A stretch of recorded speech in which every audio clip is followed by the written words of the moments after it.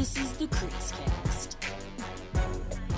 Welcome, folks, to the final episode of the 2021-2022 season. It's the CreaseCast. It's Cody, it's Jamie, it's Lachlan, ready with some news asterisk, and by that I mean nothing. Well, there's some stuff. We got all the spicy drama for literally everyone else except for the Canucks, which is fun because it's nice to not, lament or complain about the dumb shit that the Canucks do. So that's kind of fun. Big fan of that. I'm sure as Vancouver Canucks supporters, you're all in the know of what's going on one province over in Alberta. That is the Alberta Tire Fire. At first it was just Calgary, but then Edmonton decided to get in the mix too. It's fucking nuts. Oh yeah, I forgot it. We didn't even include that in the docket today. I forgot about that. Jesus. I don't really know any of the details. I don't really want to get into it. Yeah, we're not going to get into that today. No, and I don't really like talking about like stuff where like you constantly have to use the term allegedly, like at the end of, or the start of sentences. Like it's just exhausting, and I'm very sunburnt and dehydrated, so I don't have time for that. Yeah, but for those that want the quick TLDR, Daryl Katz, Edmonton Oilers owner, was named in a civil suit for allegedly soliciting sex for $75,000 of a minor, a 17-year-old. Yikes! The NHL has acknowledged it with a blanket statement that's just like, we know it that he's being charged or accused of this, and we are performing, our investigation. Yeah, I don't know. Nothing. So I don't know a whole lot about it, but I know the one thing that came out today, right, was because technically he's not the one being like it's not him directly. The lawsuit is not at him; it's somebody else using that as part of it, as naming him. Yeah, he just happened to be a part of this giant civil suit or whatever. So it was like he's catching strays, rightly so, because fuck you if you're soliciting sex from a minor for when you're 53 years old or whatever the fuck it was. Yeah, but now what is TIL? I thought Katz was dead. Really? Like I thought he was dying. I think he did have a severe illness because he showed up at a draft and his face was all fucked up. There was something there was something happened. Yeah, I think something happened during not like COVID related, but something happened during the pandemic, I think, and he's made less public appearances because of it. But the one thing that I did see today as well is apparently the woman named in the suit, the alleged underage person, has said that it isn't true that happened, or allegedly that's not true, the case. So it's interesting to so it'll be interesting to see where that goes. But there's been here's the thing, right? Maybe it's maybe this turns out to be nothing, but there have been rumblings about this before. Yes. Or some similar stuff. It's not his first brush with allegedly paying for sex of very young people. So yeah, do your own research. We're not going to talk about it because it's fucking gross, and fuck the others. Yeah, I'll say, we'll just get this out of the way, right? Because there's the Hockey Canada stuff. It's been a bad week for hockey in a lot of ways. There's the whole Hockey Canada thing where it turned out they were using registration fees from kids to pay for pay out sexual assault. Portions of your hockey registrations across Canada have been apparently going to a Hockey Canada slush fund to pay off victims of sexual assault so that they can avoid going through their insurance, because their insurance premiums would skyrocket if that was the case. But don't worry, they're not using it for that anymore. That's true. What a very brave thing of them to do. It's a banner day for Hockey Canada. They've reactively done something smart. No, God, it's so bad. It's all so bad. There's the Jake Virtanen case that's going on right now, which is good that due process is being done there. And again, it's definitely important to talk about this stuff, but in a way we're right now, especially, I feel like we're not as well equipped to talk about it. So I think we'll direct people to the broadcast. Check the broadcast. They just did a whole episode on both of those, on I think both, including both of the topics, Hockey Canada and the Jake Virtanen thing, I believe. Yeah. they have a lot more. They'll have a lot better info on like this kind of stuff than we should. That doesn't mean we shouldn't have that skill, and we should. We can acknowledge it, should. but I think as two white males, probably not the right people to be planting our flag and being like, "This is how it should be." Yeah, like we're not the people for that. Yeah, I'll also say I think Steve Dangle's podcast had Rick Westhead on to talk about Hockey Canada as well, and they did like a whole episode just about the Hockey Canada thing that came out this week as well. So that's worth checking out as well because he always has information on that front. So that's worth looking at. Yeah, if you want to like ruin your day and listen to Steve Dangle talk about something, like by all means, folks, go out there and search for Steve Dangle. Listen. He appeals to one of our some people. One of the places you and I have our most disagreement on is the Steve Dangle. I love Dangle. I think he's great. Oh, I know you do, and that's why I review every single time you bring and that is why. Yeah, exactly. But yeah, folks, we've got like quite a bit, so we're gonna try and be quick with the actual hockey news because we actually wrangled a guest to sign off on a wonderful season of Talking Hockey. We've got Linda Cohn of ESPN coming later on the show, an interview conducted by Lachlan, and I believe Jamie was there too. Were you not? Yes, I was. Oh, that's so excellent. So we had two people, not me, because I don't do interviews. Actually, I don't want to toot my own horn, but I thought I nailed the David Quadrelli interview. You did great. You did great.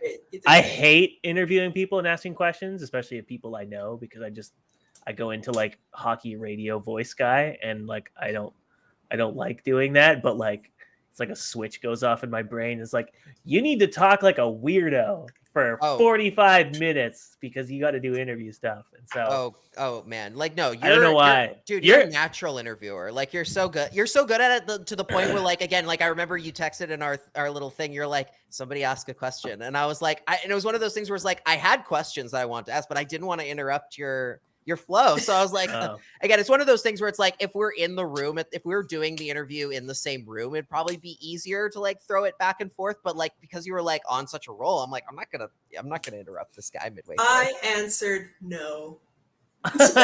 Yeah, you did. That was very helpful. You can probably see my face in the video. Like it goes like kind of palish, like starts getting a little bit more beat red, fully sweaty, sweating. Like, yeah, like you're nervous, just like you're just yeah.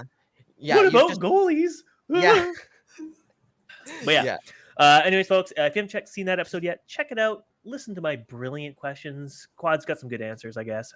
He's all right. Great answers. But yeah, at the end of this episode, you can listen to that interview. It's really good, and then we'll wrap it up with a little goodbye thank you to all of our Patreon supporters who've supported us this year. Even if you're just a casual listener or a YouTube viewer, we love all of you. Even if you're not giving us money, we don't care. We just like that you're listening. Gives us a reason to do this. Even though I don't have any reason to do this anymore, I'm probably just gonna go on a bender this summer and just like forget I even watch hockey. You know, Cody Summer, book it. It is. What did I put in my Instagram? It's Oh, actually, I don't think I did anything. I thought I did. Never mind. Didn't do anything. I thought I had a funny hashtag, but I didn't. Someone's had a few too many Cactus Club today, so he's done. Well, so this is what I did. So like, but he's wasted. Yeah, you probably hear it, folks. But so I woke up and I immediately drove up to my in-laws' place, and it was like peak heat, or like it felt like peak heat, and was like in the sun for like a good while because I didn't have a key to the place I was visiting, so I just looked like a guy breaking and entering. So that's cool. And then like, we were like, oh shit, we have to go downtown in like the next like hour and a half. And so we were like sitting in the SkyTrain, and it was just like, no matter what, you were being drenched in the sun. So for like an hour, you're just sitting there from Port Moody to Burrard Station, which is quite a trek. Yeah. And then I realized when we were down there, like we were for like an appointment or whatever. And then I was like, man, it's like 2:00 and we have not eaten or like had any water. I'm like, well, this is really bad. So we went to Cactus Club on Coal Harbor. Shout out, no free ads, but shout out to them. Small little chain. Yeah. So I was like, yeah, bring in some waters, and I'll get like a beer. And then like I just slammed the beer back, and I was like, wait, I got nothing in my system. This is really not good. And so just like ripped through me. Couple more lagers later, some Frosé, baby. Ooh, hit the spot, but man, that like SkyTrain home was a long one. With a lot of people hitting the rush hour because it's the middle of the week. Oh. Apparently, it's like Yeah. I didn't know this, but it's like a Thursday or whatever. So I'm here. I'm Gucci. I just cracked a Vizzy. You probably heard that earlier on the recording. No free ads, but Vizzy is my jams. I found it on my desk, and I figured, hey, why not? Let's keep the good times rolling. It just magically appeared there. It's like Lionel Hutz when he pulls out his flask in the middle of the trial. It's like sweet nectar. That's like me right now. What's that? You want me to drink? What's that? You want me to drink you? Hold on, I have to call someone. And then I run out and call David Crosby. Yeah. Anyways, folks, ramblings of an alcoholic 32-year-old aside. Hell yeah. Let's get into some hockey talk because we got some spice going on. We've got, in the matter of a week, the Calgary Flames went from having Johnny Gaudreau and Matthew Tkachuk eligible to be re-signed with the team for, Lord knows how long they wanted. They had cash to spare. They got away from Eric Goodbranson money. They had oodles of cash. I think they still do. They still have like 18 million or something like that. It's like a lot. Yeah, they have plenty. And they only have to sign, I think, Andrew Mangiapane, and I think that's it. Maybe Dylan Dubé or something, but like it's not a lot. But they're both gone.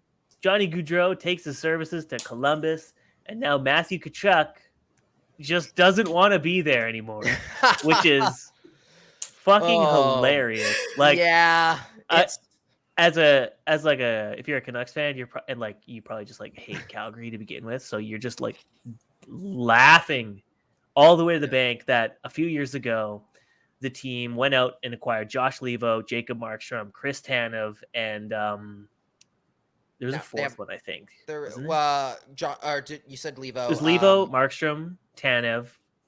I think that was That's it. I think. That was it. But then they added Toffoli later. They traded for Toffoli. Oh, then last it's Toffoli year. and technically Goodbranson, even though like the timeline wasn't quite, but it was like all at once. It was just like all the old Canucks, and so everyone was a little upset. Like, how could they reunite the band, but not in the band? Like, I don't think anyone wanted Goodbranson, but like if you wanted to reunite the band in Vancouver, you could have, but they didn't, and it was done in Calgary, and I don't think it cost them Gaudreau or Tkachuk. Like, they're not exactly like dying for cap space. Like, that has nothing to do with it.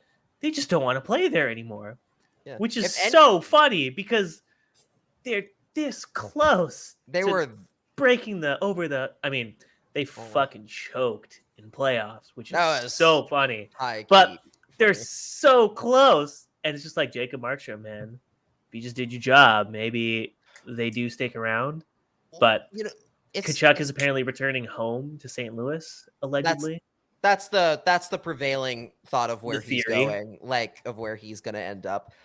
It's so interesting because like I know a lot of people were talking. I remember when people were talking about like, like the Tkachuks both the Tkachuks want to play in like St. Louis or something. You have like Brady who signed 8 years. He signed a long-term contract, and apparently now he's engaged. Apparently, we found that out while we were doing our off the post earlier. That happened today.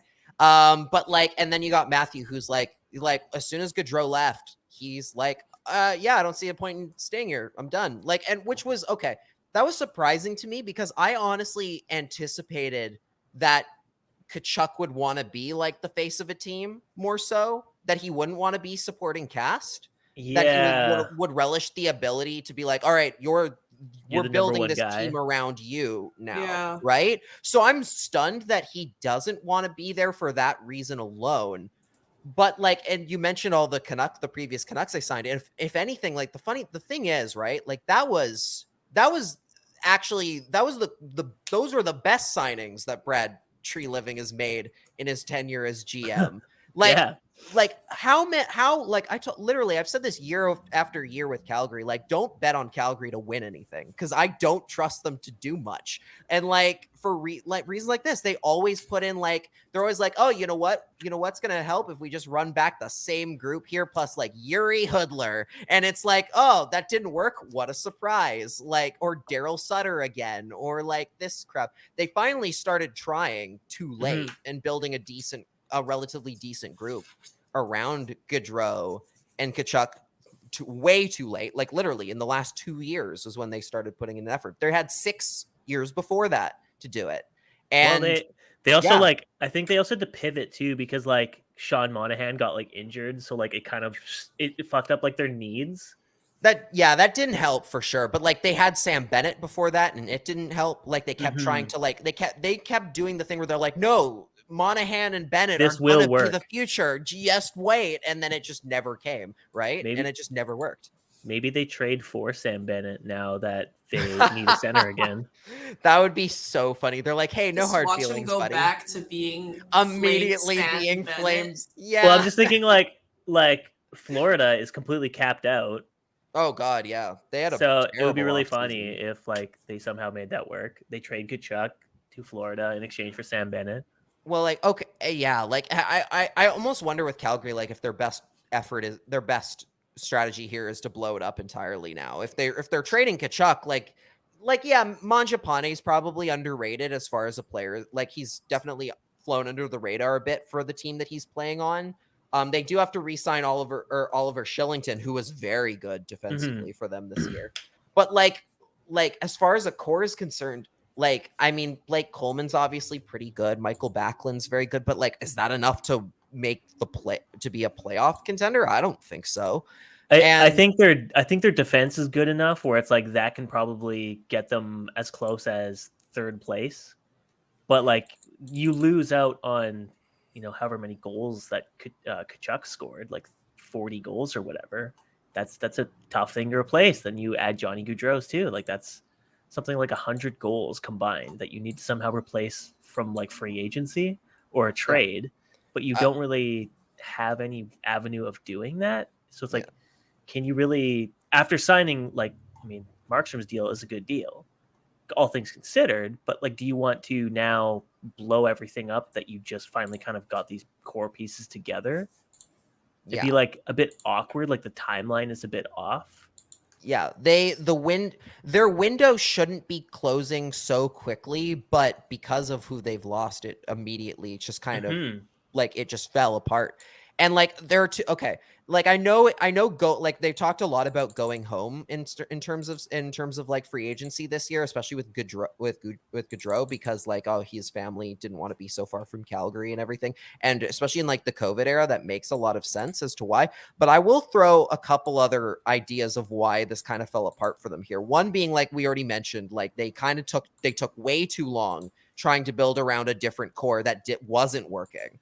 And I wasted a lot of time doing that. But I think the biggest error the Flames have made this entire time has been their ownership's bungling of the arena deal that they had in place. Because like it's not a complete deal breaker if you don't have the best stadium in the world, but the Saddle Dome is the oldest stadium or oldest arena, I believe, in the league. And as far as like renovations go, like Madison Square Garden is older, but it had a huge $1 billion like upgrade in like 2015 or 2014, right?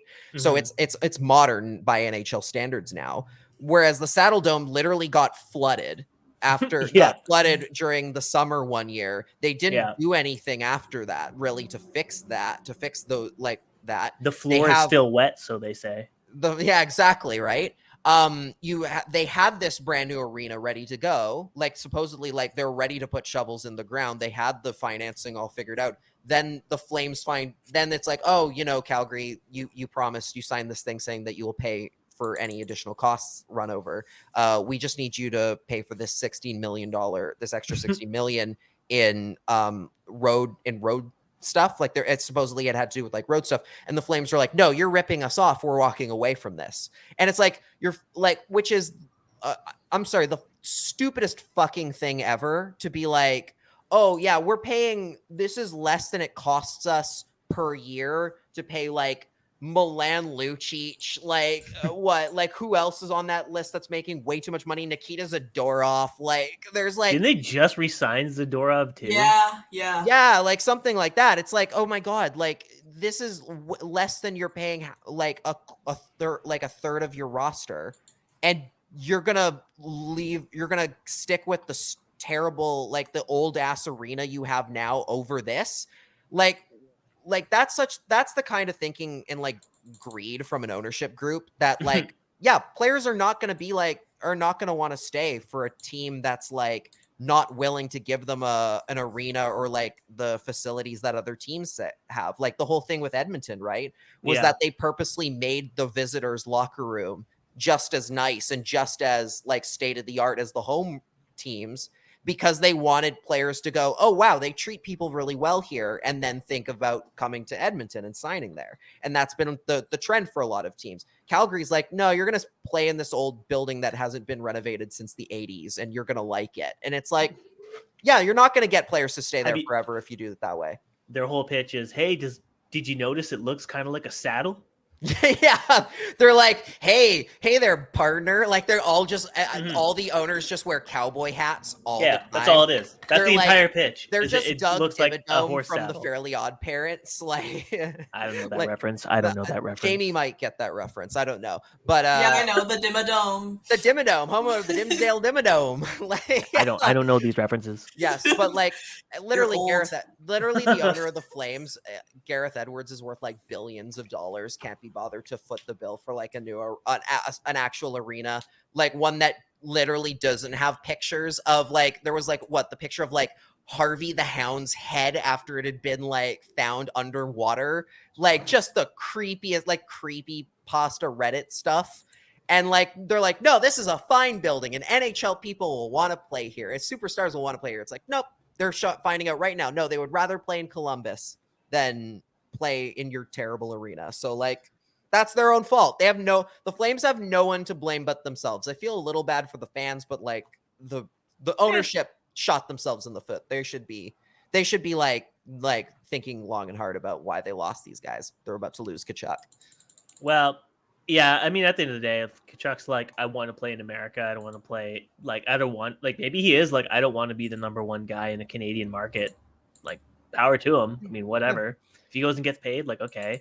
Like, there's enough, like, quality UFAs on the market. You could probably, like, replace him and Gaudreau, like, in the aggregate, if, like, you go cheap on a lot of people. Like, could you imagine if, like, they went big and they were like, oh, we're going to get Patrice Bergeron for, like, 1 year at $10 million, and then convince, like, Phil Kessel or whatever to come for like $1 million. Like, I mean, that's not hurting you at all.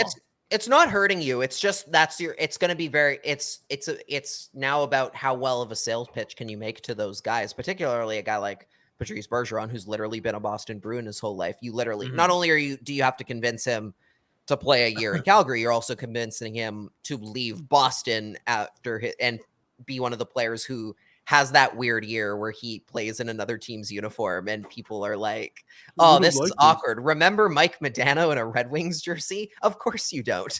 Like that's the kind of thing that you're setting up. But like, it's not entirely impossible for them to get that done because again, they have pieces there to have a decent enough group. But like, I mean, Kadri's not going to come probably. Unless they offer a lot. I think he already vetoed a trade. Yeah, that's the big thing, at right? Some point, right? So he could have gone there. He said he chose not to at the time, and they were a decent enough team at that point. So it's like now you're going to try and get him. I don't think you're going to get it unless you offer like the sun and the moon, which I don't think he's in that. Even that's a stretch. So it's like, yeah, Calgary is in a very bad spot, but hey, that's good for the Canucks. So who cares? At the end of the day, too, though. This actually hurts the JT Miller like trade options because now you have like this other star forward. So you're now like, if you're a Canucks fan, you're like, okay, well now teams have their choice of Tkachuk, of Patrice Bergeron, Miller, Kadri. Like he's like 4th or 5th on probably teams' lists right now, but all of them know he wants to get paid on his next contract. So they're probably like, why would I go for him when I can just like wait out a year and then get him in free agency for a better deal? Like It kind of kills any incentive the Canucks had to like trade him. And it probably, I mean, it might incentivize them to extend him to a long-term deal because they know that that's just the way the market's going to sit.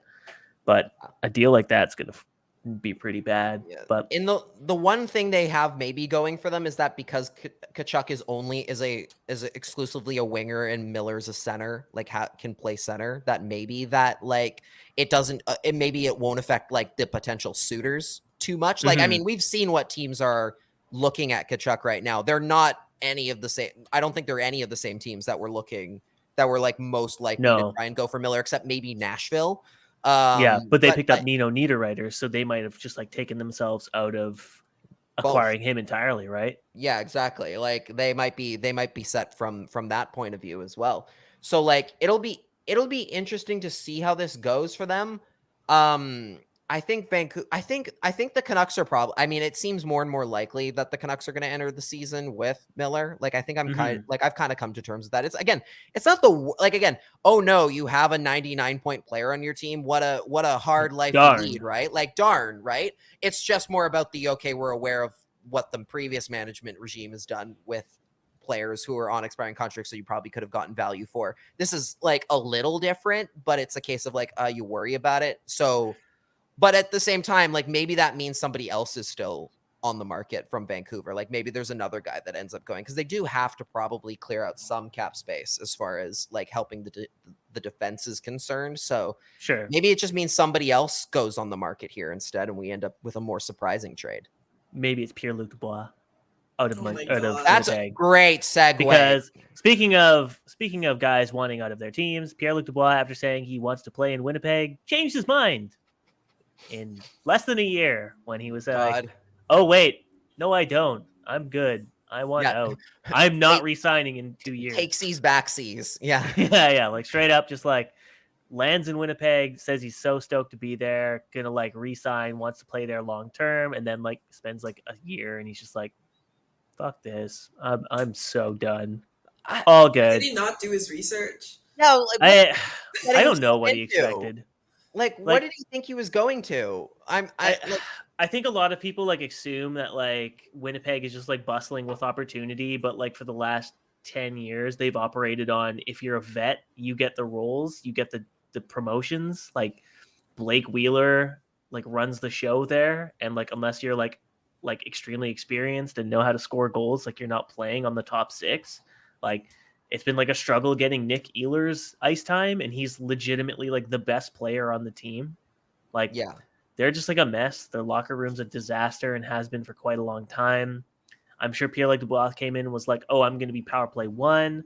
I'm going to be playing with Kyle Connor and whoever the fuck. And then he goes there and he spends the entire time playing with like Adam Lowry and like Andrew Kopp. And it's like, they don't score. So it's like, oh, I have 20 points after 60 games. This kind of sucks, and I'm not getting any opportunity when these guys are injured. So why would I stay?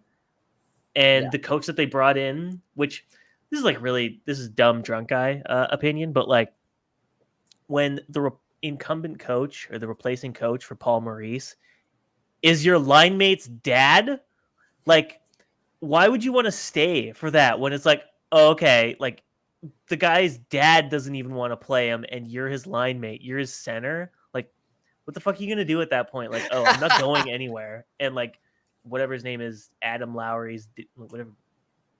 Senior. It's just like, just a body filler. Like they don't Adam have Lowry makes like who's their coach now? It's guy from Dallas. It's Rick Bowness, former Canucks assistant. Yeah, like speaking of guys that love vets, like Rick Bowness, luck. Like good luck. He loves his old men. Yeah, so it's just like Blake Wheeler's still gonna chew all the ice time with Mark Scheifele and whoever. They're gonna run the locker room like they're a bunch of toxic pieces of shit. And if you're young, you're not getting a role. Like, doesn't Scheifele allegedly want out too? Like, isn't that also a thing? It's not like as explicitly said as Pierre-Luc Dubois, because Dubois was like, by the way, in 2 years when I am at the end of my deal, like I'm not re-signing. Like I'm gonna want out. Mark Scheifele's more of like those vague rumors you hear where he has a quote where it's like, yeah, I mean, when we see what the team's doing in a couple of years, I'll evaluate then, which then gets taken as Mark Scheifele wants out, right? But it's not like written in stone that like he's trying to like get a trade out. But now that the org knows that he's gonna want out if the team like isn't heading anywhere, it's kind of like an incentive to, okay, maybe we need to move him or monetize him while we still can.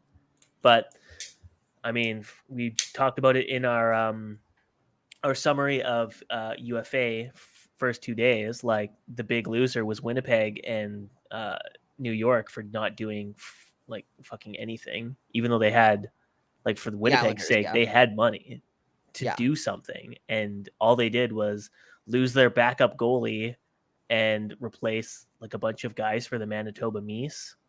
Yeah. So, like, congrats. Like, but that's what they do every year, because Kevin it's what they do every year. It's like doesn't do anything. He never does anything. He doesn't do anything at, like, the one time. The ironic thing is, like, this is before I started writing about the Canucks, was the one time he ever did anything was when he traded a first and a bunch of other stuff for Paul Stastny. And I immediately was like, are they really in their window to actually be going for it? Like, Paul Stastny's old. He has a history of, like, not re-signing with teams or wanting out. So, like, this seems like a really risky bet for a team that hasn't had any playoff success. And granted, they reached the Western Conference Finals, but then he walked, and they were screwed because they had no first round pick then.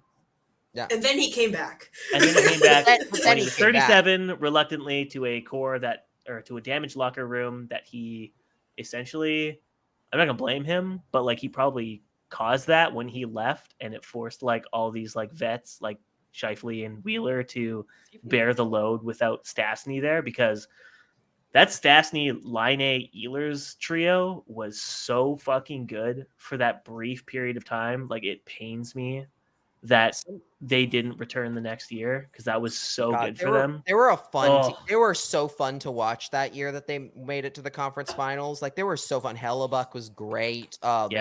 Oh man, and I like, somebody save Nikolai Ehlers, please. I love Ehlers, and his style of play is so good. I would like, if there was, like, one of those players that, like, I wish the Canucks had the pieces to go after, and that would fit with what they're looking for. Nikolai Ehlers is that guy.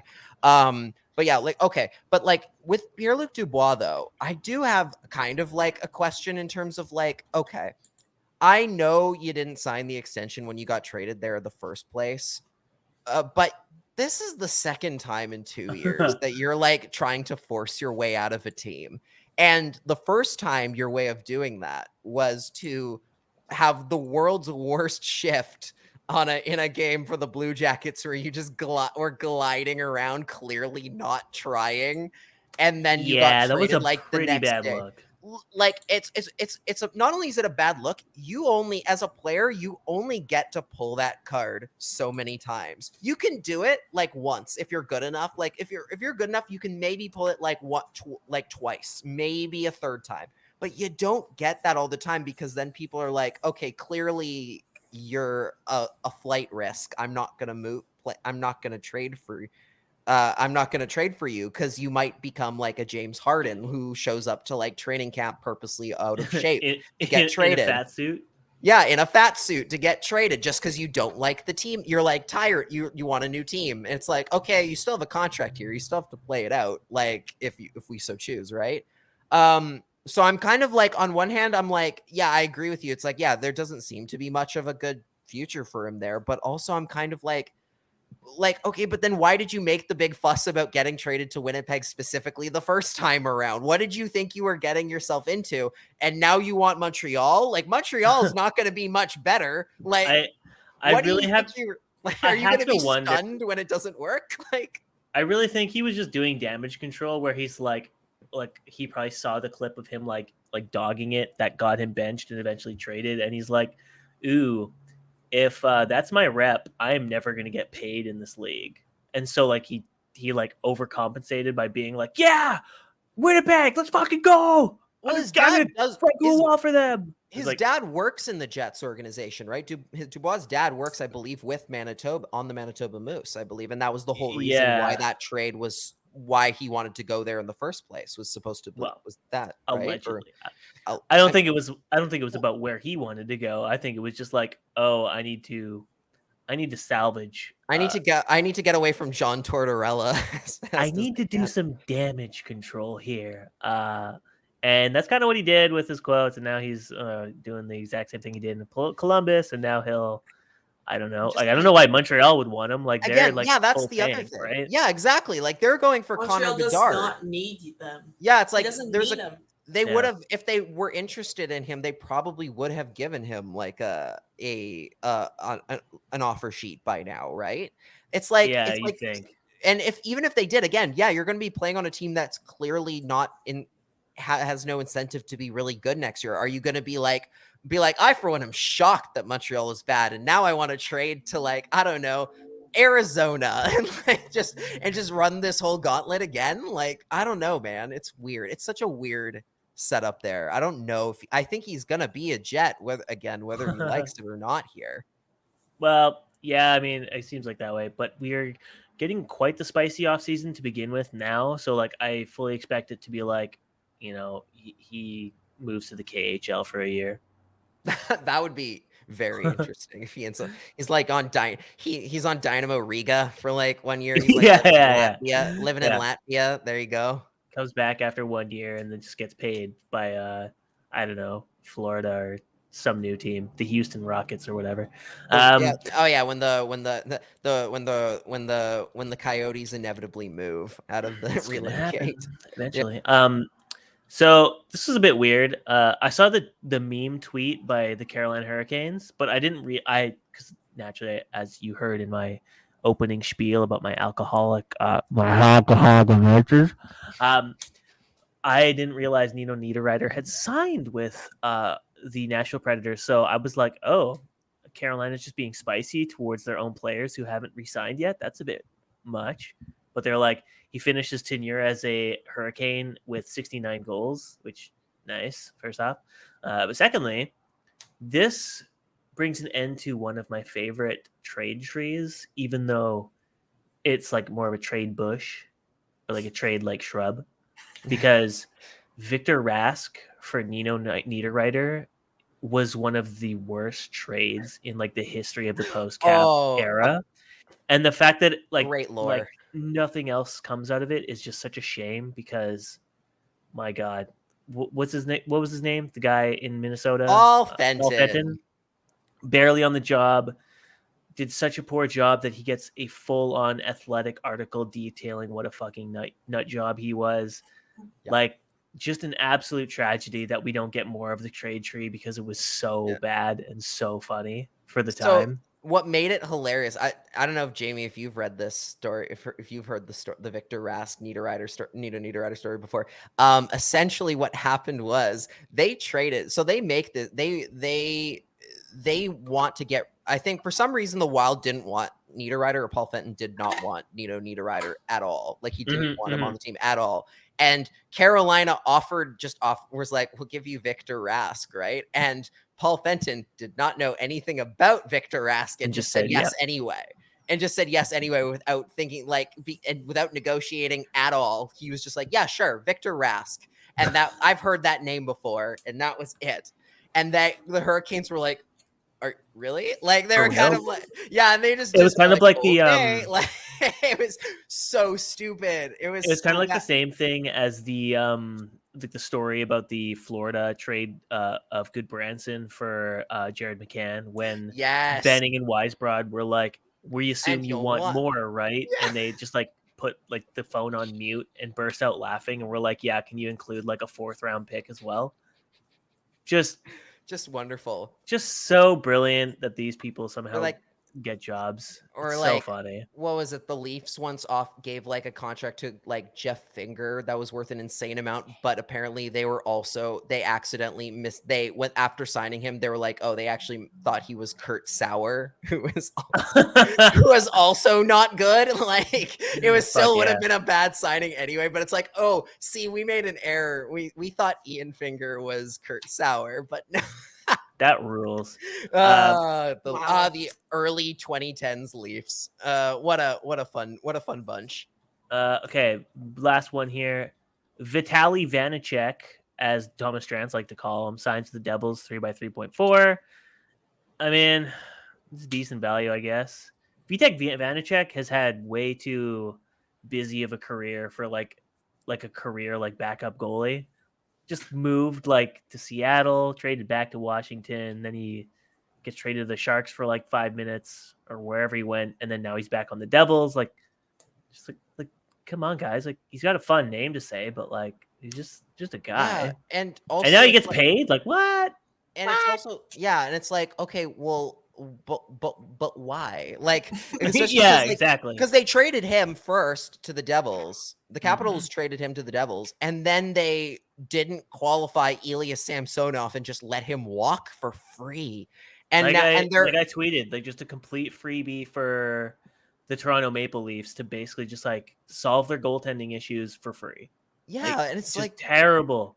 And terrible management. And I get that they wanted Darcy Kemper, but it's like, you could, okay, sure, but you can get him, but like, you couldn't keep one of them. And now their backup option is Charlie Lindgren in Washington. It's like, okay, like, pretty good at 1.1 million, sure. Like, you wouldn't have rather have had Vanacek or like one of Vanacek or Samsonov instead. Like, I don't know what the thought process was behind that. I think the Devils are really smart for going out and getting that done, because I think Vanacek is a lot better than he deserves credit for. Like, I think he should have been starting a lot more games. He's also like way more reliable than what the Devils have been dealing with over the past 3 years, right? Like, they had Mackenzie Blackwood not playing because he was like an anti-vaxxer, and then you had, when he was injured or out, they had like a bunch of AHL goalies or ECHL goalies playing reps for them when they had no business doing it. So it's like now they get some stability for a change, right? They had like Wedgwood or something, and then they traded Wedgwood to the Dallas. Yeah. When the Devils came to play the Canucks this year, the starting goalie was Nico Dawes, like, and for them at that time. Yeah, and that was I think that was also partially because that was definitely Cohn. Blackwood couldn't cross the border, which is great. Just and even when he did play, he didn't do very well. He was not good this year. Yeah. No. And and it's like, Vanacek doesn't have like sparkling numbers by any stretch. Like, he's literally had 908 in both of his 2 seasons in Washington. But it's like a guy. It's like, okay, he's clearly capable of doing a lot more if he's given the opportunity. You just have to put him in a spot. You just have to give him the chance, right? And Washington, at least we thought, was set with Samsonov for the long term. Turns out no. As soon as a Darcy Kemper is available, they're like, nope, never mind. Get out of here, both of you. I think. Yeah, and New Jersey's had that long stretch where they couldn't replace. Like, after Corey Schneider had like the injury issues that he dealt with, they just could not figure out the goaltending for as long as they've had, like, Keith Kincaid, Eddie Lack. Like, there's been a long list of guys who've kind of walked through, had a couple Big Save Dave left. Big Save Dave a Devil? He might have been. I thought he was. I think you might be right. I think he was a Devil at one point. I mean, anybody could have been. Any like obscure backup goaltender probably was a Devil at some point. Like Scott Clemenson. I just know they've had so many goaltenders that like it wouldn't shock me if David Riddick was at one point a Devil. Yeah, like, you can vaguely remember a goaltender, he was probably a Devil at some point. Oh no! He's on Jonathan Bernier. That's one. There you go. Yeah, there you go. Okay. Well. Anyways, folks, that's it for the hockey news. We're going to head right over to our interview with Linda Cohn, and then we'll be on the other side with our year-end, what are we going to call them? Viewer questions, our AMA. All right. Yeah, we'll enjoy the interview, folks, and we'll catch you in a little bit. Yeah. So you know what? We won't waste any time here. It's really exciting to have on a very special guest today. She's been an anchor on SportsCenter. Very important to mention SportsCenter that ends with an ER, not an RE, over on ESPN since 1992. She is also the host of the In the Crease show on ESPN Plus, as well as the In the Crease podcast with Emily Kaplan. Linda Cohn joins us today. Linda, how are you? I'm doing great. By the way, that is one of my goals. I would love to be a SportsCenter, that's the RE host, once every blue moon, because all you do is really do hockey highlights and do hockey interviews, and it takes center stage. So even when I was first, anytime, like, I have this just obsession with that goes way back before even my broadcasting career, because I grew up loving hockey and playing hockey. I was a goalie, before women were playing at the Olympics. But my point is, I always wanted to go to like McGill University because I had this fascination with Ken Dryden. I know this is a Vancouver-centric thing right now, but I always wanted to go there. I always felt like I should be, and I confronted my parents back in the day when they were alive about, you sure I wasn't born in Canada? Because I love hockey so much. So fast forward to doing SportsCenter all these years, that's ER. Peeking in at RE SportsCenter, I was like, boy, that seems a lot more fun. I have heard it's pretty fun to do. I mean, and then you get the Blue Jays, you get the Raptors in there. Yeah. You get it's a very different vibe in terms of like what they have to cover over there. I was gonna say, like, you are a fellow member of the goalie guild. Yes. And you mentioned Ken Dryden. I wanted to ask you about, playing growing up. Like, did you have, like, which goalies were you modeling your game after when you played? Yeah, no, the goalie that, I'm dating myself, but that's okay. Maybe you'll have some older viewers and listeners, or then your younger viewers and listeners then should Google and find out about the goalie I'm going to name right now. But when I was a little girl, I used to watch the Rangers, and still do, by the way. But when I was a little girl, I used to watch the Rangers with my dad, who got me involved in hockey and, obsessed with hockey and all that, because he loved the New York Rangers so much. And I also learned to curse by watching the New York Rangers back in the day. So there's that. I got that from my dad as well. But the goalie that I loved when I was a little girl was Eddie Giacomin. Reason why I love Eddie Giacomin, and the youngsters look it up, Google him, and thank God he's still alive, is the fact that, he was a rebel. I mean, he came out of the net before that was a cool thing to do for goalies. He would mix it up, before the Billy Smiths of the world and the Ron Hextalls. Eddie Giacomin I saw in a playoff series, first round playoff series, by the way, which broke my heart many years ago. I think it was 1975. It was when the first round was only 2 out of 3. And the Rangers were playing the Islanders, who were just a few years into being a team removed from an expansion team. And the Rangers fell behind 3-0 in a third and deciding game. And Eddie Giacomin came out and started a fight with Gary Howard, not with another goalie, with the toughest Islander, one of the toughest Islanders who knew how to punch, Gary Howard. And I thought that was like the coolest thing. So I started liking Eddie Giacomin. So I just was so when I played, I swung my stick around a little bit. I make sure no one was crowding my crease just in case my defensemen were in there to help me out. Yeah, I was wondering if Eddie Giacomin was going to come up here, or if it was going to be maybe like John Davidson. I know was a goalie for Rangers. Yeah, such a great guy, and love him back in Columbus. And look what he's done. He's gotten Johnny Gaudreau. Yeah, it's been a big week for John Davidson.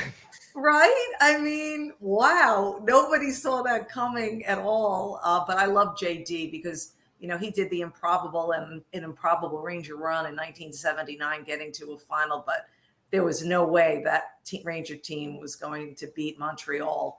But it was a nice run. And JD was just he's a regular dude. And that's what he is now. And that was really cool, too. Yeah. Hey, listen, I'm biased. A lot of Ranger goalies. Of course, Mike Richter, who stood on his head and won the Stanley Cup for the Rangers. He didn't get all the pub. Of course, Messier deserved the publicity, and Brian Leach won the Conn Smythe. But if it wasn't for Mike Richter, standing on his head, as you guys know, in 1994, and then, having his way against Pavel Bure, who later became a Ranger, they never would have won the Cup. Yeah, I'm looking right now. I'm looking back at the Kirk McLean poster I have on the back wall there. That was it was a good goalie battle in 1994, and I definitely want to ask you a bit more about Rangers goalies because they've come up. They've been pretty big in the news in the NHL lately. And especially in the playoffs this year. But obviously, I wanted to ask you about here in Canada. Obviously, we don't get a lot of ESPN so much. We get the documentaries, we get some of the broadcasts. Do you get the documentaries? Because when I do my I go on, I make cameo appearances on SiriusXM NHL Network Radio when they were out of Toronto. And they told me, they were like one of the guys, Steve Cooley, said to me, Linda, how do I get this unrivaled documentary? ESPN just put out the rivalries of the 90s between the Avalanche and Red Wings, and he was losing his mind. So I'm happy to hear that you guys get some of the documentaries. Yeah, actually, some of them just showed up on Disney Plus here. Like, not all of them. It's a bit scattered. I found that there's some on like TSN's website. There's some on Disney Plus. There's some on Netflix. Like The Last Dance is on Netflix here. I got you. Yeah. So you'll eventually get it. Eventually, I saw 30 minutes of it on YouTube. I did not get to see the rest for some reason. I don't know why. I don't either. But yeah, so we do get like some ESPN coverage out here, just depending on what event it is. I mean, I get it, Lachlan. You're Vancouver. You don't need, with all due respect to my hardworking colleagues, you don't need the coverage. You don't, I'd love for you to see in the crease. I'd love for you to see when I'm in between the benches, on the games that I've done from ESPN on ESPN Plus. But, I think you're leading into this, and I'll just finish your sentence. It's been amazing because that 17-year break when the NHL first was on ESPN, and then took that 17 years, it was on NBC, and they did a fine job. And then we got it back last year along with TNT. That first year was great. I never thought at this stage of my career that I'd have an opportunity to, I hopefully this year I'll be doing more games, but I was in between the benches for about 10 games. And that was so great. I didn't think I'd have that opportunity ever. And that role has become, such a huge role in the NHL. Like it never was back in the day. And I'm so glad. That's one of the roles that I never thought would be able to explode and be a staple with NHL coverage. I think it's important. I think it's great. And so, so I think there's nothing like being at the game for me. While, I didn't mind doing a studio show with hockey highlights because that's always fun and it's easy. But I think I always like to be challenged, even at this stage of the game for me. And that was always a challenge. But I also love, meeting the hockey players and the coaches that I talk about all the time. And it was great, and, they've watched me and grown up with me on SportsCenter. That's with an ER, so there was an automatic connection, which was really cool for me. Because listen, there's a part of me, I have to calm myself down because I'm a hockey girl, it's like, like if I'm up in a Ducks game or a Kings game, I want to pull over, Kings Jonathan Quick and say, Quickie, what's up? You just kind of or Gibby, with John Gibson, And I can only do that after, but there's a need for me to during, the game or this or that, or even in the TV timeouts. It was a real fun year for me personally. Yeah, I can imagine. And so you don't know this, Linda, but I lived in the Bay Area, San Francisco, for about a decade in between. Wow. So I'm from Vancouver, but I for about 10 years I lived with my family out there in That's great. San Francisco. So I saw hockey coverage, the American side of hockey coverage from what NBC was doing at the time. And then by the time I was getting back here, they were in the last couple years of it. Obviously, you guys and TNT have taken over now. And obviously, obviously in Canada, there's a very different sort of mindset around how you cover hockey in particular than you say might have in the States. So what sort of what's important about broadcasting covering the NHL to an American audience that we might not see here in Canada? Yeah, I'm on the fence on this because I think the core viewer is going to be tuning into you. They want to see their team. They want to see the game and the national broadcast, the regional broadcast, because ESPN Plus has all the games during the regular season. I don't like when announcers talk down to the viewers. I really don't. There were a lot of times NBC did that. I get it. But I think you have to give more credit to the viewer. I think ESPN, I think they had a nice balance. So did TNT. I didn't feel that they, I didn't hear a lot of that, see a lot of that. But you have to be conscious of this because you want to bring in new fans, right? So let's just take, for example, ESPN had the Stanley Cup final, and that's when you're going to get the casual sports fans, like maybe peeking in to the coverage. And I think you do have to be aware of them because you want to bring in new fans and you want to grow the audience. And you have an opportunity to do that, especially during the Stanley Cup final, because it's such a big event. People are like, sadly, in the States, that's when people wake up, a lot of them. They're like, oh, yeah, Stanley Cup final. And then this past year was great because it wasn't up against the NBA. Although the NBA to me was not competition because it was very boring, the finals this year. So, and again, I'm biased. I don't think it ever competes, with the excitement of the Stanley Cup final. But I think that you have to, there's a balancing act there here in the States. But me personally, I frown upon when announcers talk down to the viewer, thinking and assuming they don't know what, and they've never seen a hockey game before.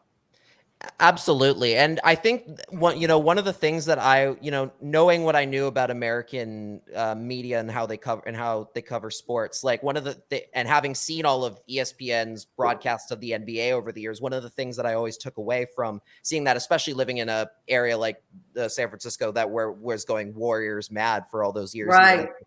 The Sharks were as good as they were. They always, the NBA and ESPN always did such a great job at marketing the stars and marketing those the big names.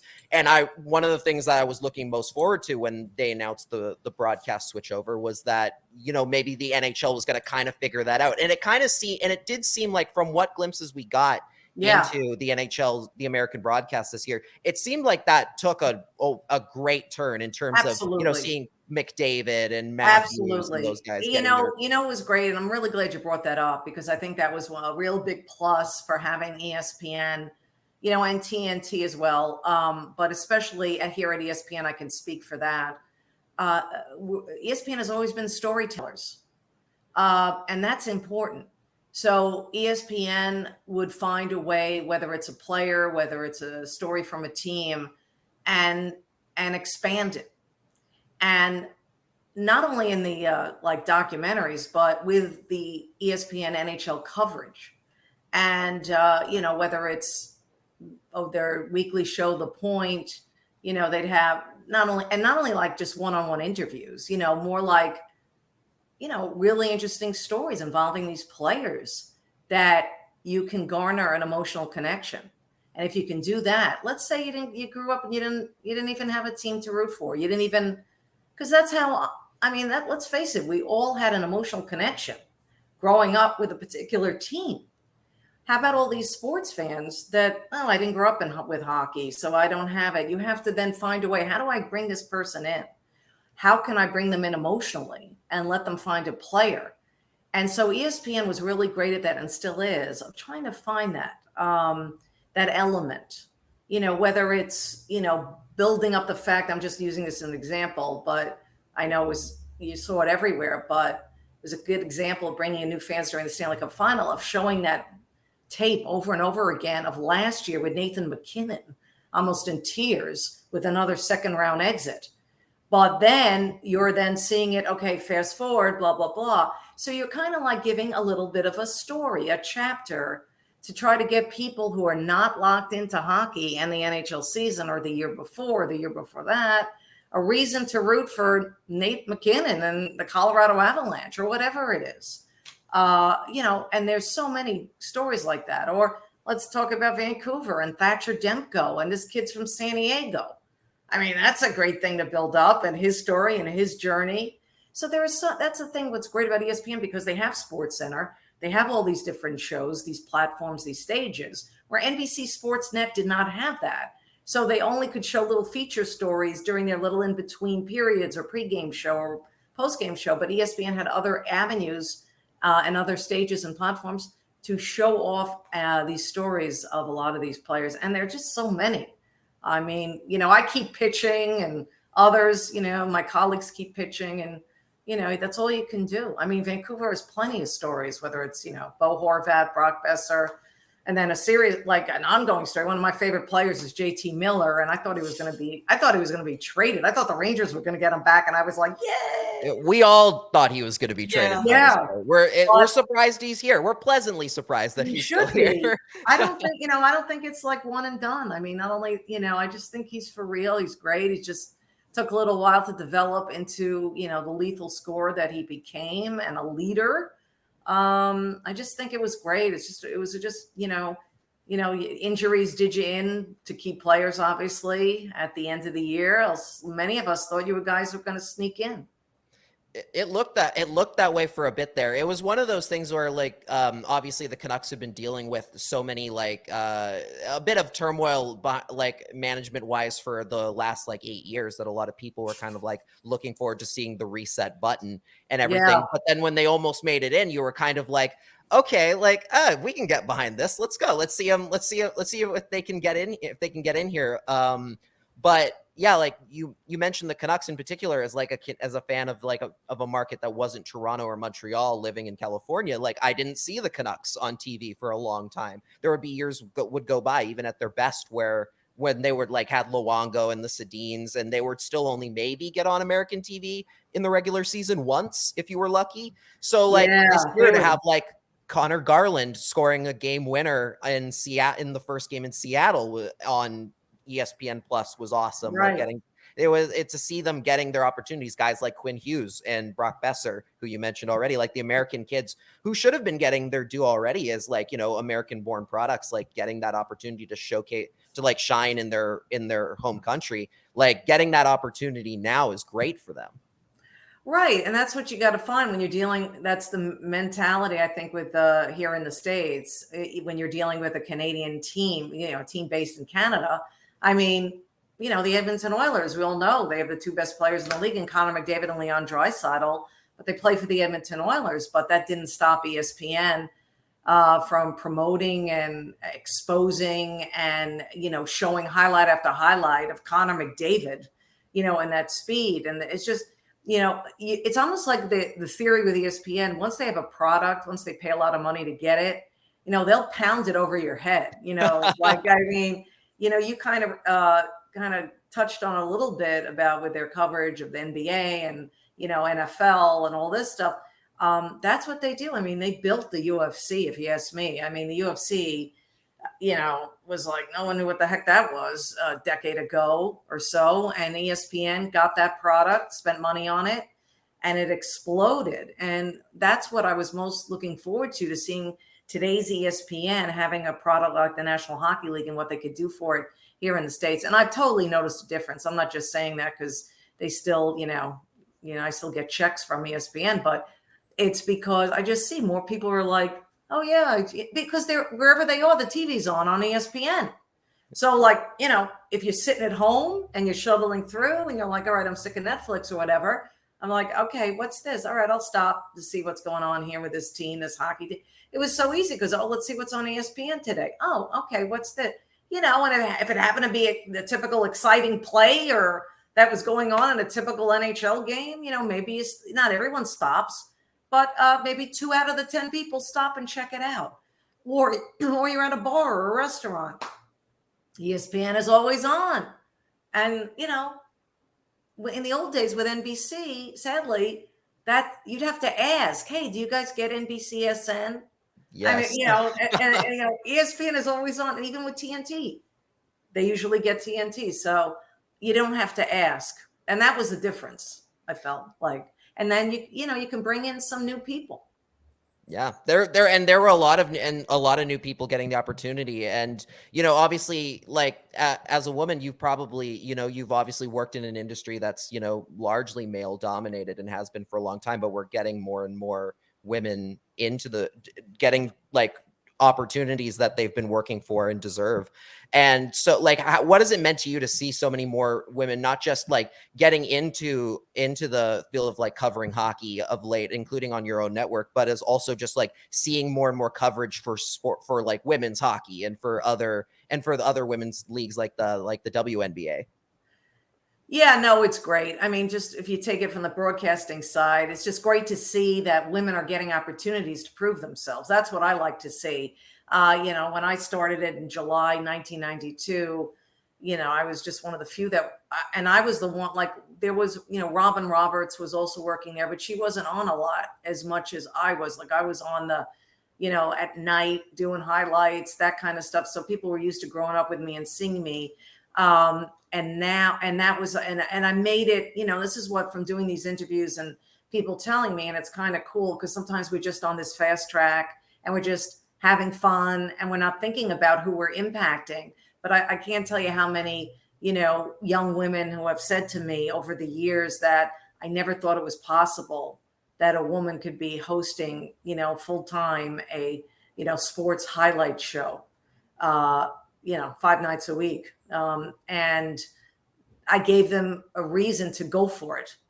So now to see not only women, tons on SportsCenter and anchoring, but I love seeing analysts, women analysts. I think that's great. I never thought I would see that. And that has skyrocketed and escalated in a good way, because now women can give their opinions. And also, I'm able to host and fill in on SiriusXM Mad Dog Sports Radio. So I host Sports Talk, and you hear more women doing that. And then the way the whole our industry has changed, whether it's podcasts, whether it's, at least from the TV side, it's gone a lot. We still have sports centers where highlight shows, but it's become people debating, right? That's the biggest change I feel in the industry, is that whether it's First Take, pardon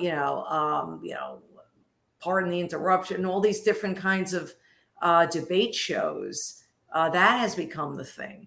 And it has been that way for the last 10, 15 years. And around the horn, it's become that, where it used to be just strictly, let's go to the highlights and all that kind of thing. So I think that's the biggest change. As for women's sports, there's a lot, men got a tremendous head start. It's tough. You can't compare the coverage at this point, but it's gotten better. It just depends what sport you're thinking. We know women's hockey at the Olympics is one of the most highly rated events, which is fantastic for me personally to see. I think it's great. I don't have enough adjectives to say how positive that is. And the rivalry that is the U.S. against Canada in the women's game is remarkable, and what that's become. WNBA, at least they have the power of the NBA behind them and the money behind them, and to stay alive.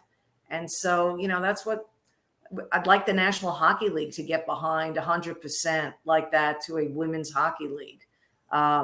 These other leagues, they're trying to make it. I think that's great, because you shouldn't stop trying, but you need the power of the money, right? The mighty dollar of the big boys league, at least at the beginning, to help grow the sport, grow the league.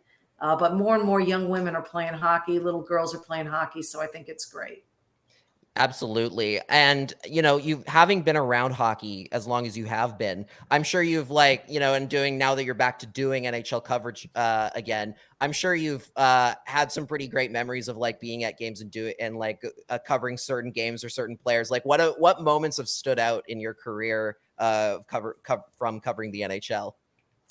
Yeah, I mean, having to work with the Messiah, Mark Messier, to me is like the greatest thing. I'm a Rangers fan. Of course, Vancouver fans know about it. I don't know how. We have a little bit of a different. I know. Mark Messier. It's a little bit of a different relationship we have with him. Okay, let me tell you something. I'm used to that because back in the day, the Rangers would get superstars that were washed up and past their prime and sign them for big money. So I know what you're saying there. Yeah. But obviously, when he was a New York Ranger, he did something I'd never see, which is get the Rangers to win a cup, as you guys also know. But the point is, just knowing, that's cool. But honestly, I always say this, whether it's covering anything I cover and the interviews that I do, to me, the thing I love the most is when I get to go to events where I'm involving the teams I love and grew up with, where I'm not working. Those are the greatest events for me, because I can be a fan. And I'm always a fan first. And I think that's why I've connected with viewers for 3 decades now on SportsCenter, because I'm one of them.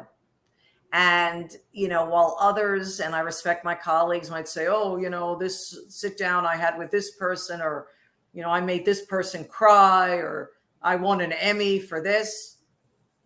Couldn't care less. Not with all due respect, but that's not in my world. To me, I remember being there, cashed in on a favor, was at Madison Square Garden when the Rangers won the Cup. Just this past postseason, Eastern Conference Final, was there for Game 2 when Igor Shesterkin, of course, stood on his head and held off the Lightning. And the Rangers remarkably got a 2-0 lead on the Lightning, and all was well in the world. And I was there, and I was banging on the glass, and I was being a fan. So to me, just 2 examples there of, those are the greatest events, the ones that I'm not working at. Yeah, I can imagine, because it's you get to kind of, you're not thinking so much about like, oh, what I'm going to be doing during the intermission show. You get to just sit there and take it all in. Like, that's the best. Or like when I'm in between the benches. Yeah, I love that. That I want to do more of. But then I'm already thinking, okay, I got to react. I'm reacting to that. You're just reacting, and then you're like, okay, who am I talking to in between period? Yeah. And you're like, how much time's left on the clock? You got all that stuff, and you're like, oh, okay. It's just. But it's fun. It's challenging. I love it. But, when you kind of like, let down your hair, be a fan, cheer, bang on the glass, or whatever it is, or, high five the people around you, real fans, that's a great thing.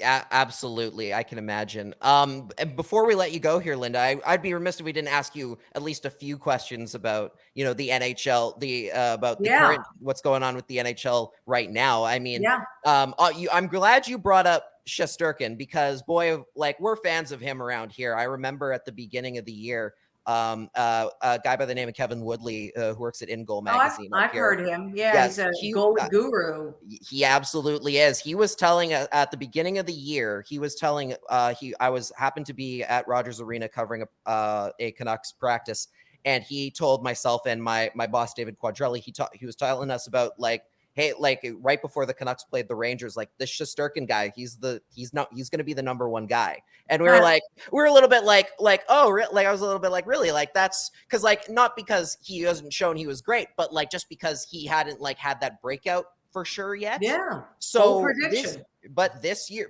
he proved me, he was totally right. Like, he had a great year this year. I have to ask, do you see Shesterkin is he the number 1 goalie in the league to beat right now? Or is that still like Andrei Vasilevsky's title or somebody else's? Yeah, I mean, listen, he was not the reason why the Rangers lost to Tampa Bay. Really, he kept the team in the games, every single game, Igor Shesterkin. It was like a mirror image of the regular season, a remarkable regular season for the Rangers. It was like Igor Shesterkin giving the Rangers time to have an odd man rush or score 2 power play goals, and they'd win. I mean, that's how like the Rangers piled up points and all that. I think it would be disrespectful to Andrei Vasilevsky. Well, I didn't think he was at his best, obviously, in every game. I think something was a bit off. I want to see what Vasi comes back with next year.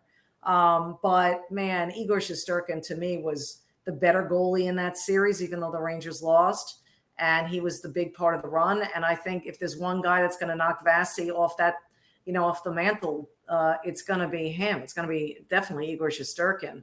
And, the Rangers know that for sure, because, they got rid of Alex Georgiev, and he's now going to be on the reigning Stanley Cup champion, as you know, Colorado Avalanche. And I believe in Georgiev. I love that move for Colorado. That here's the thing. These guys are trained and coached by Benoit Allaire, who's legendary, as we know, as a goalie coach. Yes. Look what he did with Henrik Lundqvist, for goodness sake. But I think Georgiev is a great pickup. He and Francouz is going to be great with Colorado. But Igor Shesterkin is the man, and he is the face of the franchise, actually. And I was saying it after the in the conference finals, like how great it must be to be a Rangers fan, to like have Henrik Lundqvist, who is one of the best goalies in the NHL for as long as he was, go like right as he's ends up retiring. Just we have Igor Shesterkin just ready to go now. Like, amazing. What a transition! What a perfect transition for them. And yeah, like that's he's going to be a great goalie for a long while here. Last thing I wanted to ask you, this is a Canucks show. I'd be remiss if we didn't ask a little Ask bit me about the Canucks, man. and specifically because you mentioned earlier, we talked about Johnny Gaudreau going to Columbus, and now there's the whole saga of what happens with Matthew Tkachuk, because it sounds like he might be on his way out of Calgary as well. That team's the Calgary, after winning the division last year, might not be as strong a playoff contender as they were last time. So the door is kind of swung open quite a bit for the Canucks here with like Ilya Mikheyev coming in, Curtis Lazar. They've got a decent group going forward, whether or not whatever happens with Miller, whatever happens with the other guys that they have. They've got a very solid forward group all of a sudden in a relatively weak division in the Pacific that doesn't have necessarily all the bona fide contenders that the rest of the league does. I will say this. Last year, it was relatively weak. I think this year, all these teams are so much better. Really? Okay. You're going to need those kind of great, you're going to need JT Miller to be JT Miller again. And you're going to need Horvat and Besser to, not get hurt and put up those numbers. Patterson, goes on, and you're going to need the great goaltending. It's still going to be a battle. I'll tell you why. Edmonton's going to be great. They're going to be great. Okay. Yeah. They're not going to have crappy goaltending. Okay. First time in a while for them. First time in a while. Okay. I mean, what a joke. I mean, how long, 3 years it took to get rid of those guys? Yeah. I've been like, all the time, like, what a waste of believe me, we have to. Okay, yeah. I know, and it's like ridiculous because you're wasting prime years by Connor McDavid and Leon Draisaitl, and you don't want to lose Connor McDavid when that time comes. I know he's signed that 8-year deal or whatever the heck it was, but anyway, let's get back to the Pacific Division. The LA Kings are going to be a lot better. Okay, I'm here and I'm not being biased, but their additions I love. They're going to be good. They're going to be good. So they're better. Vegas Golden Knights, interesting thing there. We'll see what goes on there. I'll say this. I think Cassidy is a much better fit as a coach for what they're going for than what Moore was. Especially when it comes to managing his goaltenders. I think he's going to be a lot better it's a great point. It's an upside in the coaching department. And also, they still got some great core people. They got Mark Stone and they got Alex Pietrangelo, two great leaders. And I think I know they're, again, a few years removed from being an expansion team that went to a final, but I do believe they're like where they were that first year now, their mentality of the core group that's still there. And what I mean by that is they are disrespected. They hated the way last year played out. They feel no one's giving them any kind of, hope for this year. And I think they're going to use that as motivation. Now, William Karlsson's got to be William Karlsson. Sorry, I went off the Vegas track there. But my point is a lot of teams are going to get better. But I love Bruce Boudreau. We have to give a shout out to Bruce. There it is. Yeah. He's the best. He's great. What a great human, as you know. And I think the team is moving in the right direction. You have the goaltending, which I love. I mentioned earlier, but you need these guys to step up. I like the offseason additions because it adds depth. Yeah, depth. We'll see how the defense looks. I think that's probably, if there's an area to maybe pick up a guy, do so. I don't know what your cap. I'm not a capologist, so I don't know what your cap situation is. It's not great. I'll say that much. It is not great. I don't think we have any right now. Do we might, the Canucks, I believe, don't have any left, and that's been why, there's the question of, is it going to be, or is it going to be Miller that ends up going to try and bring a defenseman in? Will it be Garland? Will it be Pearson? There's a lot of forwards now, suddenly that they didn't have before, but they still are. It's Quinn Hughes and that's about it. Although we love Luke Shen around here as well. There's not a lot left in the depth pool back there. So defense is gonna be a big interesting thing for them. And you still have, at least Miller's under contract and he's going to want to duplicate what he did. Yeah. Because a lot of the money on all these teams have run dry where they can't pay him the money in the term that he wants. But his agent, you've read the same thing I've read. JT Miller's agent says he still sees a pathway to figuring out some kind of, extension that is good for both sides. But I got to see that to believe it. But at least he's there for this coming season. And if nothing is done for JT Miller, doesn't mean he's going to be sitting on his butt, not wanting to produce, just the opposite. So that could help the team, and that will help the team as well. But I think it's going to be a good race in the Pacific Division. And I do think a lot of teams have gotten better. Absolutely. It's going to be it'll be definitely a closer Ducks race. Too, by the way, I can't leave out the Ducks. The Ducks too got better too with their pickups. Ryan Strome, Frank Vetrano. They still got one of the best goalies in the world who's looking to bounce back. John Gibson, Trevor Zegras. You know the names. Yes. Oh yeah. Trevor Zegras was incredible to watch this year. Him and Jamie Drysdale as well. Yeah. There's a good group. future there. I think they've still got a little bit of work to do before they can get back into the full playoff conversation. But Anaheim the pieces are falling into place pretty quick there for them. Yeah.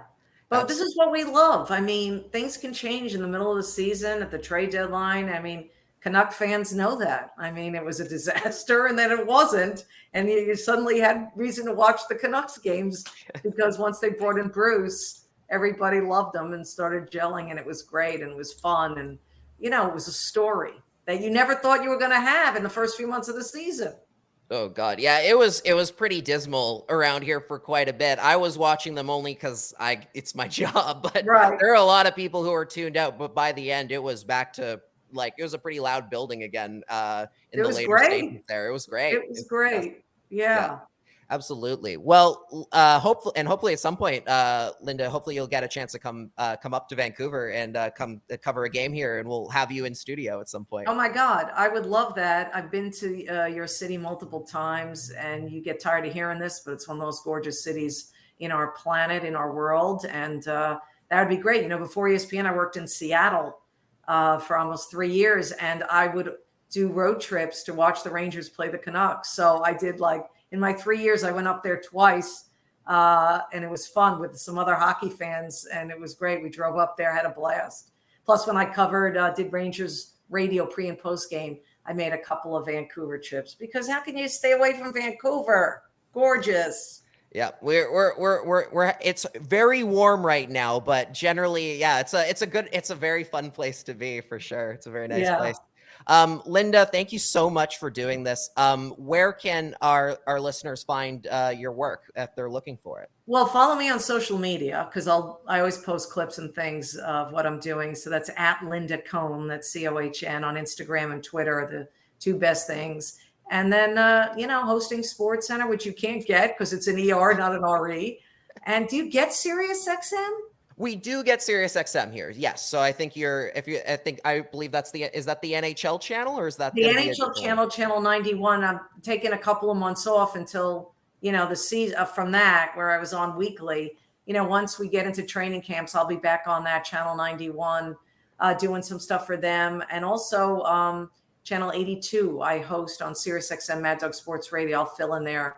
It's fun. It's, all sports, but social media, always the way to go. Get me on Instagram and Twitter and you'll see clips and fun stuff and you'll know what I'm doing.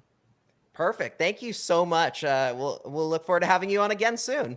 Okay, great. Thanks for having me. You guys were great. Thanks. Thank you. All right, folks, that was our interview with Linda Cohn. Really well done, guys. I haven't listened to it, but I'm assuming it was really well done. Now, I should have done a whole bit where I said I was really impressed with how she answered this question and then made up a question. Or you'll be like, I really love the part where, and then where you talked about, and then you just open your mouth and we just put in insert something after you just replay the clip from earlier from that, her answer. Yeah, exactly. That might work. That doesn't sound complicated at all to edit, so I'll let you two handle Jamie, that. you can figure that out. Yeah, totally. All right, let's get into all of this in. All this is staying in for sure. All of this is staying in 100%. Yeah, let's close out the season. Let's get some AMA what are the fans asking for us? I know we only got one AMA question today. I think I got one from Riley, and it was yes, a little too sassy for me. So, or what he were they asking? they asked what's Cody's high score on Golf It? Okay, well, you don't get a high score in golf, Riley. You get a low score, and that's how you win the championships. Okay, and I don't know. I'm pretty sure my lowest score is in like the 50s because Golf It is very hard. Isn't it mini golf? Isn't it it's just mini golf? But Golf It is like on Steam, and it's kind of like custom courses and stuff, and it's all like through your mouse and clicking and stuff. And it's like really, I mean, most of the time when I play, I'm like usually like how I am right now, like on the verge of getting pretty turned. And so I guess a little hard to hit par from here and there. Okay, so Riley, to answer your question, my high score is usually very high all the time because it's really hard to play. Okay. Yeah. See, Jamie and I were talking about video games yesterday, and we were talking, and I've had Golf It on my Steam wish list for like up ages now, and it's like on sale right now, I think for like $5. So yeah, it's cheap. If you're playing it and there are people to play with, like, I might end up having to get it now because I want to give it a try. It is a surprisingly big game for some reason. Like, we downloaded it the other night and it was like 12 gigs, and I was like kind of floored that it was like such a large game for so simple. Gigs? It's like surprisingly big for like just a piece of shit game you play like for 15 minutes when you're tanked. You're like, it's golf. It's golf. Windmill. That's kind of funny. Windmill. Like, it's like 12 gigs. Wait, is that for real? We only got one viewer question. Are you kidding? I think we only got the one. Maybe I'm checking in the wrong spot. But that's I think fucking rude. That's rude. Yes. How rude of everybody. I think that was the only one. We also got you just being like, what? Oh yeah, I'll get home. Folks, the chances were pretty high because it's 7:30, and this probably should have been done 2-3 hours ago. Yeah. Well, I'll ask a question for you guys. What was your favorite part of the season for you guys? Like, what was favorite memory from this season, if there was one? Man, was there? I mean, I don't have know. one, but it has nothing to do with like playing games, like the game. That doesn't matter. Go for it. Well, I got a Lamico stick. That's right. That's right. I thought you were gonna say your big highlight from the season was going to fucking Colorado and taking a picture with Gabe Landeskog. We forgot to talk about that. Okay, that's so much cooler. Yeah, talk about that, because we totally meant to on like last week's show and just didn't have a time to. So do that now, because that was wild. Okay, how that happened. Go for it. So the Avs won the cup, right, on a Sunday. Yeah. The next day, I woke up and I was like, "Damn, I wish I could go." But the flights are like $800 round trip American. So I was like, so my mom was like, yeah, no. And I was like, understandable why I wouldn't go. Yes. Yep. And like, I didn't even think that we could drive because it's not an option usually. And then my aunt said to me, why don't we drive there? Let's go. Oh, yeah. And I was like, are you kidding me? And she was like, no, we'll get there tomorrow night if we go like after you come home from school. So I went to So I was like, are you sure? And I completely forgot that it was July 1st on Friday. And I usually have class on Fridays. Yeah. So I was like, I don't know if I can skip it, but let's see. And then I thought about it and I was like, they can do without me. And then I realized, it's Canada Day on Friday. Yeah, I can go if like we really want to. And then during lecture, I was just like trying to figure out what I'm supposed to do. And I had to explain everything to my group members.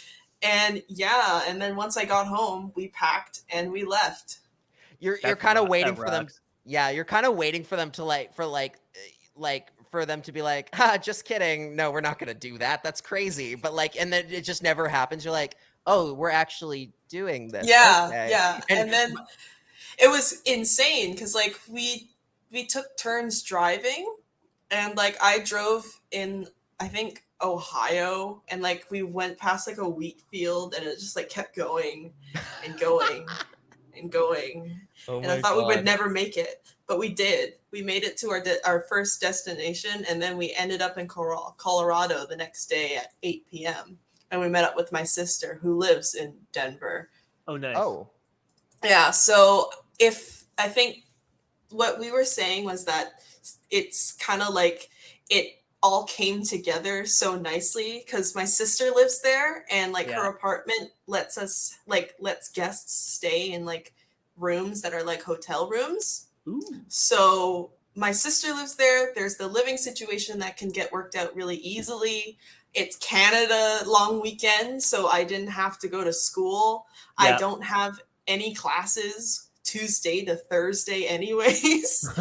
And the parade was on a Thursday. And then like it was the Avs that won the cup. Yeah.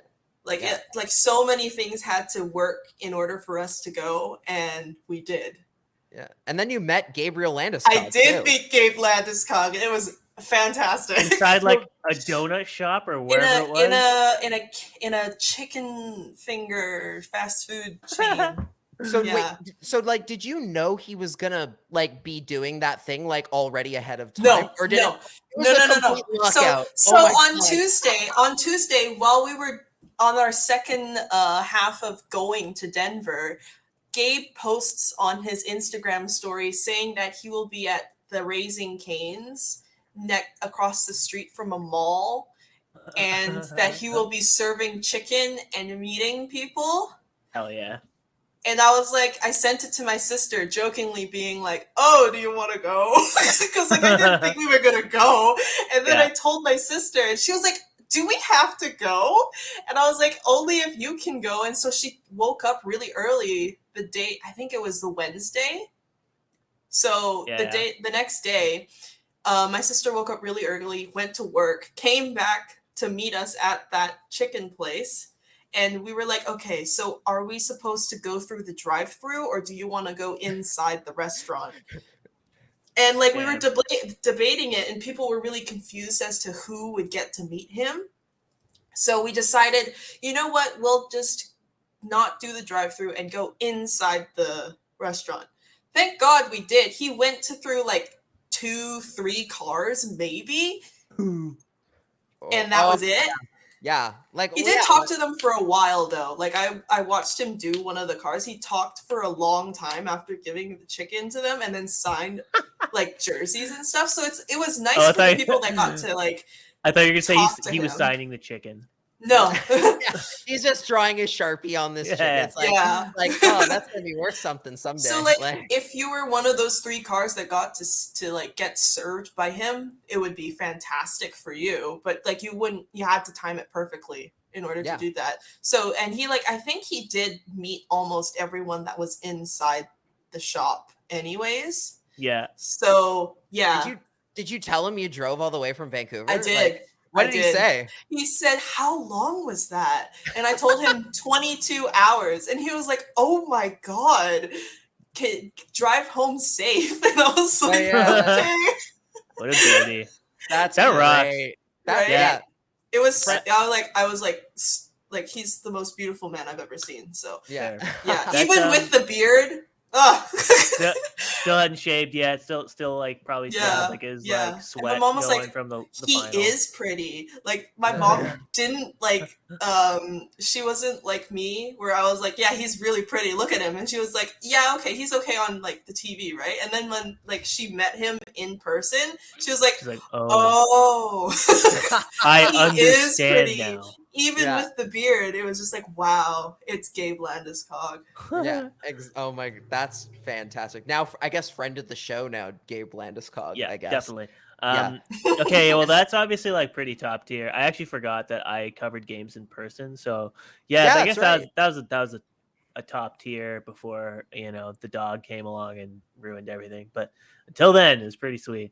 Lachlan, what about you? What was your high point, bud?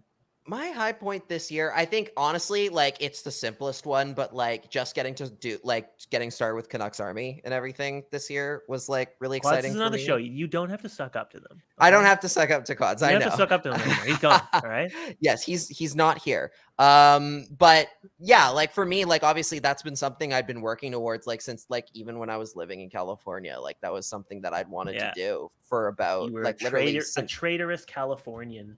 Yeah, like I for a Vancouver podcast or a pod site. Yeah, I wanted to like I was like, oh, someday I'm gonna write for Canucks Army. That was the goal. Like I for years. So to finally get to do it this year was awesome. Hell And yeah. like, that was like cool and a half. I mean, I got to do my first I also got to do my first in-person interview with in person, see my first in-person press conference for the Canucks this year after doing the Zoom ones last year. I would say I'd say that's got to be the highlight. Also, you know what? Just getting to hang out with you as well, because we did every show last year, over video because of COVID. So, and then this year we actually got to do some in-person shows. I got to meet Murphy. Good year overall. So much fun. And next year it's going to be better. Well, that's about as big of a jinx as it's ever going to get.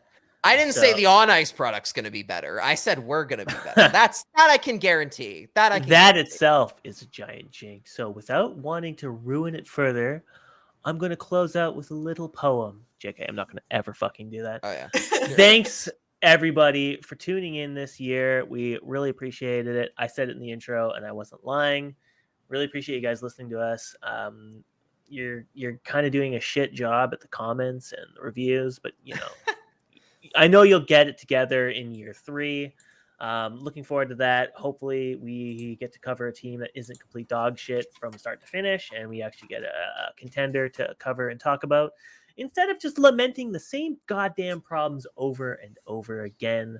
Let's avoid that until next season, folks. Or hey, if there's some kind of breaking news and we need to do some emergency pod, you're going to get it this summer. But until then, once training camp starts ramping up, we will be there ready to go again. Until next season, folks, we'll catch you next time. I'm Cody Sievertson. You can follow me at Cody Sievertson on Twitter and my work, CanucksArmy.com. Lachlan, where can they find your stuff, sir? You can find my writing also at CanucksArmy.com, and I'm working on some bigger stories, some bigger deep dive stuff that'll be coming out, I think, this week for you to look out for. Just obviously go subscribe to our YouTube channel and leave us reviews and check out our Patreon if you can. I'm trying to think if there's anything else to say other than just from my side of things, other than just it's been really fun doing this show. I always say that this is getting to the show with you guys is the highlight of my week. It's the most fun thing I get to do. I'm looking forward, obviously now we have Jamie on the show, so I'm looking forward to getting to give her the keys to the car now and being all right, this is your show, have fun with it, because she's as the head of production for our show, and she's already shown how capable she is and how great she is at what she does. And obviously Cody, as Quads put it earlier this week, is the most underrated member of writer in Canucks Nation media with Canucks 700 asterisk and quotation marks around it. Listen, I think he's right, so I agree with him fully on that. So getting to do the show with my friends is the best part, is the thing I enjoy the most. So hopefully we'll get to do a lot more of it next year. And when we start up, I think we'll be back in September. Jamie, where can they find you? You can find me on Twitter at _Jamie Kalo, or on Instagram at Jamie Kalo Eats. Awesome. Hell yeah, folks. See you next year, bitch. Woo! Summer vacation. Woo!